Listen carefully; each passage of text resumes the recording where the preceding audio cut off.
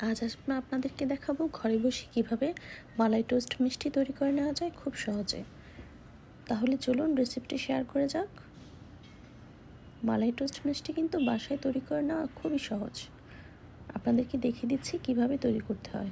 একটি ডিম আমি ফেটিয়ে নিয়েছি। এবার একটি বলে দিয়ে দিচ্ছি 1 কাপ পরিমাণ গুঁড়া দুধ, 1 চা চামচ কর্নফ্লাওয়ার, 1 চা চামচ ময়দা, 1 চামচের 4 ভাগের 1 ভাগ বেকিং পাউডার এবং 2 চা চামচ ঘি। এবার সব কিছুকে একসাথে মিক্স করে নেব। ভালো করে মিক্স করে নেব। মিক্স করার এই পর্যায়ে যখন দেখবেন এরকম দলা হয়ে যাচ্ছে মুঠ করলে, সে পর্যায়ে বুঝবেন যে হয়ে গিয়েছে মিক্সারটা। এবার এতে মিক্স করে নিব সেই ডিমটা। অল্প অল্প করে দিয়ে মিক্স করতে হবে। এখানে একটা ডিমের অর্ধেক পরিমাণ লেগেছে, পুরোটা ডিম কিন্তু লাগবে না। আমি 3 বারে মিশিয়ে নিয়েছি অল্প অল্প করে। এই তো আমার ডোটা পারফেক্টলি রেডি হয়ে গিয়েছে। এবার মিষ্টিগুলি বানিয়ে নেওয়ার পালা।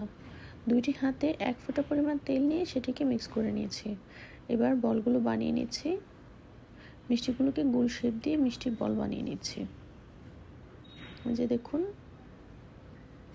মিষ্টিগুলি বানিয়ে নিচ্ছি। দেখবেন কতটা পারফেক্ট, স্মুথ আর সুন্দর হয়েছে বলগুলো দেখতে। সবগুলি বলকে আমি বানিয়ে নিয়েছি। দেখুন বলগুলো কত সুন্দর হয়েছে, কতটা স্মুথ হয়েছে নিশ্চয়ই দেখতে পাচ্ছেন আপনারা। অনেক অনেক সুন্দর হয়েছে। এবার এগুলোকে জাল করে নেওয়ার পালা। এবার একটি ফ্রাই প্যানে আমি দুধ দিয়ে দিচ্ছি 2 কাপ। এবার এতে দিয়ে দিব চিনি 1/2 কাপ। চিনিটাকে মিক্স করে নেব। এবার দিয়ে দিব 2টো এলাচ। এলাচটাকে মিক্স করে দুধটাকে ভালো করে জাল করতে হবে। যখন দেখবেন জাল হয়ে আসছে, একটি বলক করতে শুরু করেছে, সেই পর্যায়ে আমি দিয়ে দিব মিষ্টিগুলো। মিষ্টির বলগুলোকে একে একে এবার আমি দুধে দিয়ে নিব। বলক করতে শুরু করলে কিন্তু চুলাটাকে কমিয়ে নিতে হবে, তা না হলে বলকটা পড়ে যাবে। এবার দুধে আমি মিষ্টির বলগুলো দিয়ে দিচ্ছি। একে একে সবগুলো বল দিয়ে দিব। এবার এটাকে হালকা নেড়ে চেড়ে ঢাকনা দিয়ে ঢেকে দেব। এভাবে জাল করে নিতে হবে 10 মিনিট।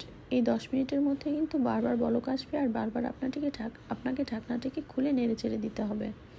দেখুন আমি কিভাবে করছি।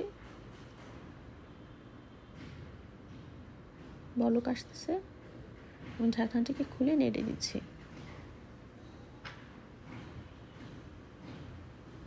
বলক আসছে, ঢাকনাটাকে খুলে নেড়ে দিচ্ছি।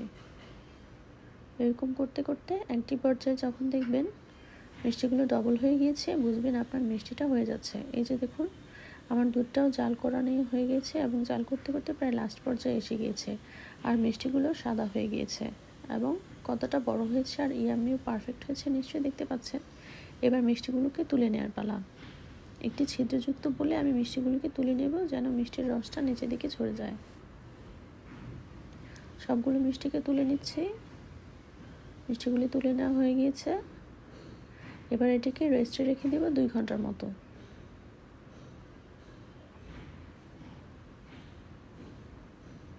রেস্টে রেখে দেব। দেখুন আমার মিষ্টিগুলো কতটা ইয়াম্মি আর পারফেক্ট হয়েছে দেখতে। রেস্টে রেখে দেওয়ার পর এবার তৈরি করে নিব আমি ইনস্ট্যান্ট মাওয়া। মাওয়া তৈরির জন্য 1/2 কাপ গুঁড়া দুধে দিয়ে দিচ্ছি 1 চা চামচ ঘি। এটাকে ভালো করে মিক্স করে নিব আলতো হাতে। মাওয়া তৈরি করা কিন্তু খুবই সহজ। এবার মাওয়াতে মিষ্টিগুলি আমি গড়িয়ে নিচ্ছি। এভাবে সবগুলো মিষ্টিকে আমি গড়িয়ে নিব মাওয়া দিয়ে। মিষ্টিগুলি গড়িয়ে নেওয়া হয়ে গিয়েছে। দেখুন আমার মিষ্টিগুলো কতটা পারফেক্ট হয়েছে। দেখতে কিন্তু খুবই আমি লাগছে আর খেতে তেমনি টেস্টি। দেখলেন তো কত সহজে বাসায় তৈরি করে নিয়েছি আমি মালাই টোস্ট মিষ্টি। এভাবে মিষ্টি যদি বাসায় তৈরি করে নেওয়া যায়, তাহলে কেন লাখ লাখ টাকা খরচ করে আমরা বিভিন্ন অনুষ্ঠানে বাইরে থেকে মিষ্টি কিনে আনবো? আর এভাবে মিষ্টি কিনে কাউকে গিফট করলে সেই তো খেয়ে মহা খুশি হয়ে যাবে। তাহলে আপনারা সবাই রেসিপিটি বাসায় ট্রাই করবেন। খুবই সহজ। আমি তো বানিয়ে নিতে গিয়ে একদম অবাক হয়ে গিয়েছি এবং এই মিষ্টির প্রেমে পড়ে ফিদা হয়ে গিয়েছি। আপনারা তাহলে সবাই এভাবে মিষ্টিটি বাসায় বানিয়ে নেবেন এবং খেয়ে ট্রাই করবেন। আমার ছেলে তো খেয়ে মহা খুশি, আমিও খেয়ে খুবই মজা পেয়েছি।